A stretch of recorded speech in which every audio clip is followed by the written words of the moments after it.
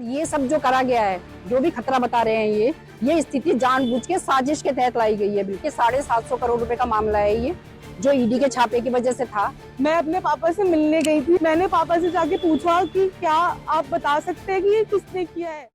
हरिद्वार में history sheeter विनय त्यागी के साथ हुए गोलीकांड के बाद मौत पर बवाल बढ़ गया। मेरठ में रहने वाले विनय त्यागी के परिवार वालों ने सीधे सीधे उत्तराखंड पुलिस पर गंभीर सवाल उठा दिए। विनय की बेटी और बहन का आरोप है कि ये हमला उत्तराखंड पुलिस की मिलीभगत से किया गया। उन्होंने दावा किया कि इस पूरे मामले में गाजियाबाद का एक ठेकेदार भी शामिल है, जिसके साथ उत्तराखंड की पुलिस मिली हुई है। हालांकि विनय त्यागी के परिवार की ओर से लग रहे इन बड़े आरोपों और मामले की गंभीरता को देख एसएसपी हरिद्वार ने निष्पक्ष जांच सुनिश्चित करने के लिए एसआईटी का गठन कर दिया, जिसकी जिम्मेदारी सीओ सिटी शिशुपाल सिंह नेगी को सौंपी गई। दरअसल 24 दिसंबर को हरिद्वार के लक्सर इलाके में कोर्ट में पेशी के दौरान ले जाते समय पुलिस कस्टडी में ताबड़तोड़ फायरिंग करते हुए बदमाशों ने विनय त्यागी को गंभीर रूप से घायल कर दिया। हालांकि फौरन विनय त्यागी को एम्स ऋषिकेश भेजा गया, लेकिन हालत इतनी खराब थी कि उसकी जान नहीं बच पाई। 27 दिसंबर को विनय त्यागी की बॉडी लेकर उसके घर वाले मेरठ आए, जहां आस पड़ोस और परिवार वालों ने उसका अंतिम संस्कार किया। हालांकि इस दौरान विनय त्यागी की बेटी ने कैमरे पर बताया कि गोली लगने के बाद उसके पिता ने उससे क्या कुछ कहा था। मुझे जाके मिलने दिया। मैंने पापा से जाके पूछा कि क्या आप बता सकते हैं कि ये किसने किया है। तो उन्होंने मुझे साफ शब्दों में बोला, बेटा ये सुभाष त्यागी ने करवाया है। उन्होंने पूरा बोला, सुभाष त्यागी ठेकेदार ने करवाया है और ये सब उसकी करी धरी है। अब यहाँ पे जितने भी लोग हैं, वो जितने भी हॉस्पिटल स्टाफ है, वो उसके अंडर प्रेशर है। हॉस्पिटल में चाहे डॉक्टर एक दो ना हो, उनके अंडर प्रेशर, डॉक्टर नहीं है, डॉक्टर ट्रीटमेंट कर रहे हैं अच्छे से, लेकिन जो हॉस्पिटल स्टाफ, जो सिक्योरिटी है, उनको पुलिस अंडर प्रेशर ले रही है कि आप हमें या तो उनके पास जाने दीजिए, जिसमें वो जाने नहीं दे रहे, क्योंकि आईसीयू में जाने नहीं देते। वहीं इस मामले पर विनय त्यागी की बहन ने बड़ा खुलासा करते हुए गाजियाबाद के एक ठेकेदार सुभाष त्यागी को मुख्य आरोपी बनाते हुए उत्तराखंड पुलिस पर मिलीभगत का आरोप भी लगाया। मतलब खतरे में है, डॉक्टर ने ये कहा है कि उसको खतरा है ना। और ये सब जो करा गया है, जो भी खतरा बता रहे हैं ये स्थिति जानबूझ के साजिश के तहत लाई गई है। बिल्कुल शुरू से ही मैंने मीडिया को पहले भी बताया है कि 750 करोड़ रुपए का मामला है ये, जो ईडी के छापे की वजह से था। और ये ईडी ने क्या नाम है, ईडी के छापे से बचने के लिए उसके घर पे भी छापा पड़ा है। उसने ईडी से बचने के लिए डॉक्टर प्रमोद के यहाँ पे ये पैसा रखा था, और ये बात विनय त्यागी को भी बताई थी उसने, डॉक्टर प्रमोद ने। और उन दोनों ने ही ये प्रोग्राम बनाया था कि इसको ईडी को दे देते हैं। विनय त्यागी की पहले से ही उससे थोड़ी सी खुन्नस चल रही थी आपस में उनकी, क्योंकि जब प्रमोद का जब इलेक्शन वगैरह हुए थे तब उसने उसको काफी परेशान किया था विनय त्यागी को। डॉक्टर किसने, सुभाष त्यागी ठेकेदार ने, उनकी बात कर रही हूँ, ठीक है। उन्होंने उसको बहुत परेशान किया था, राजनीतिक रूप से भी परेशान किया था और धमकियां वगैरह दी थी काफी, और मुकदमे वगैरह भी लगाए थे। तो तब उस वजह से उन्होंने सोचा कि हम इसको ईडी को पैसा दे देते हैं। जब वो ईडी को पैसे लेके जा रहा था लेने के लिए, तब ये सब कुछ साजिश करी गई कि इसको पकड़ा दिया जाए। तो उसको पकड़ा दिया गया। फिर उसको पकड़ लेंगे तो वो जब वो पकड़ने के लिए भागे होंगे तो उसको वो लेके भाग गया, पैसा वो लेके भाग गया फिर, है ना, कि भाई मुझे पकड़ रहे हैं। तो वो बचने की कोशिश कर रहा था, तो उसको पकड़ा, फिर उसकी बीवी को भी बैठाया कि तेरी बीवी को भी हम मार देंगे, किसी को पता भी नहीं चलेगा। पुलिस कहीं भी कोई इसका वो नहीं है, मेंशन नहीं कर रखा उन्होंने, कानूनी रूप से किसी को नहीं उठा रखा। तो उन्होंने 2 दिन तक रखा है उसको, सब कुछ रिकवरी हो गई है, सब कुछ। उसके बाद उसकी वाइफ को छोड़ा है उन्होंने, है ना, वहां से जाने दिया कि तुम अब जा सकते हो, यहाँ पे सब कुछ ले लिया है। तब उन्होंने वो माल देखा था, उसमें सारे पेपर थे, कागजात थे, बहुत सारी जमीन जायदाद के जो भी होंगे, बेनामी संपत्ति या जो भी कुछ था, तो पैसों का लेन देन, सब कुछ उसके पूरे पेपर थे, पूरा बैग था।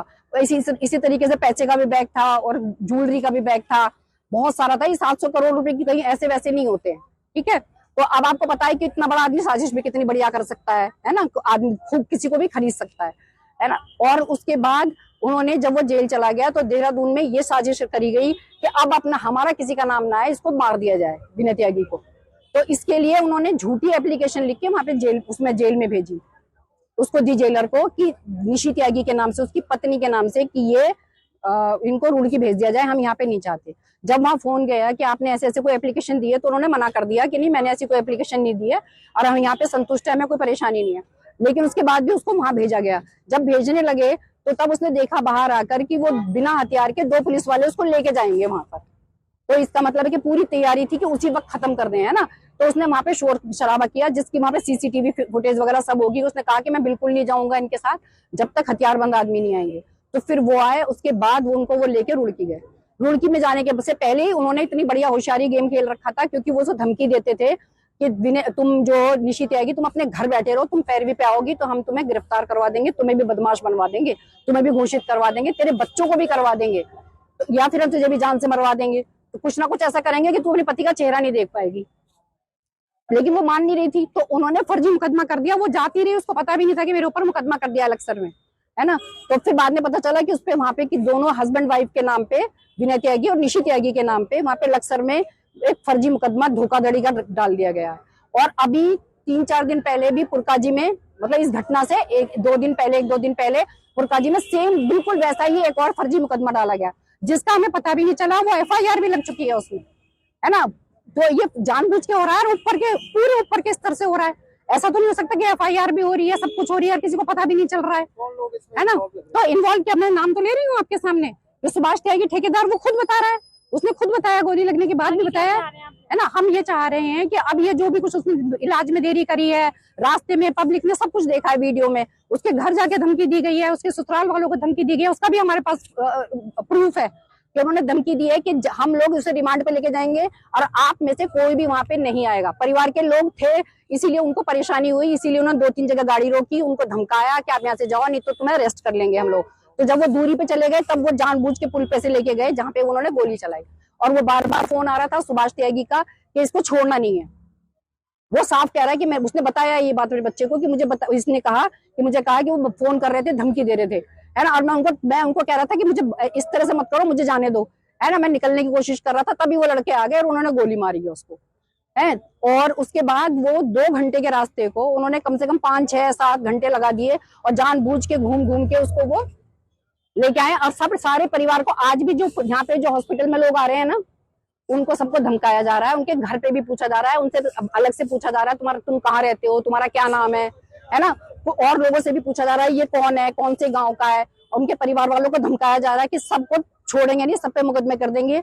और इसकी लड़की की सुरक्षा भी हमने मांगी है, इसीलिए क्योंकि इसको कह रहे हैं कि ये बोल रही है, मीडिया में आ रही है, तो इसको भी नहीं छोड़ेंगे हम, और ना उसके बच्चों को छोड़ेंगे दूसरों को। अभी तो पत्नी को फरार बताया है, वो अपने पति को देखने नहीं आ सकती, यही वो चाहते थे। अब वो चाह रहे हैं कि ये यहाँ आए और अरेस्ट करके उसे जेल में डाल दें, मतलब पूरे परिवार को बदनाम करना चाह रहे हैं। हम सब पढ़े लिखे लोग हैं, सभ्य लोग हैं, नौकरी करने वाले हैं, किसी की कोई हिस्ट्री ऐसी नहीं है। इसलिए अगर वो ये सोचता है कि वो ऐसा कर सकता है, तो उसे हम बिल्कुल भी नहीं करने देंगे। सड़क पे आ जाएंगे और सुनेगी, सब क्यों नहीं सुनेगी, बीजेपी सरकार सुनेगी। योगी सुनता है कि नहीं सुनता है, ऐसी धामी जी को भी सुनना पड़ेगा। हालांकि इस पूरे मामले पर एसएसपी हरिद्वार ये मानते दिखे कि जिस दिन विनय त्यागी पर गोली चली, उस दिन उत्तराखंड पुलिस के जवान जिनकी कस्टडी में विनय था, उनकी ओर से जवाबी कार्रवाई नहीं देखी गई। देखिए, क्योंकि पुलिस अभिरक्षा में जो गोलीबारी की गई थी, उसमें पुलिस द्वारा जो है कोई काउंटर में कोई कार्रवाई न करना ऐसा प्रदर्शित हो रहा था, जिसमें पुलिस द्वारा कार्रवाई नहीं की गई है। उसको ध्यान में रखते हुए विस्तृत इंक्वायरी एसपी ग्रामीण के स्तर से की जा रही है। तीनों ही पुलिसकर्मियों को जो सुरक्षा में लगे थे, जिनके द्वारा शिथिलता दर्शित की गई थी, उनके खिलाफ उनको तत्काल सस्पेंड किया गया है उनको, और उनके खिलाफ आवश्यक जो हमारी विभागीय कार्रवाई है वो जब पर चलेगी। खैर, अब एसआईटी के सामने बड़ा चैलेंज है। परिवार के गंभीर आरोप हैं। उत्तराखंड पुलिस की कस्टडी में विनय त्यागी पर फायरिंग कई सवाल खड़े करती है। वहीं दूसरी ओर परिवार वालों के आरोपों ने सोशल मीडिया पर एक नई बहस छेड़ दी। लगातार इस पर सोशल मीडिया यूजर्स तरह तरह की थ्योरी पर चर्चा कर रहे हैं। अब देखना होगा कि एसआईटी की जांच में क्या कुछ सामने निकल कर आता है। देहरादून से अंकित शर्मा की रिपोर्ट, यूपी तक।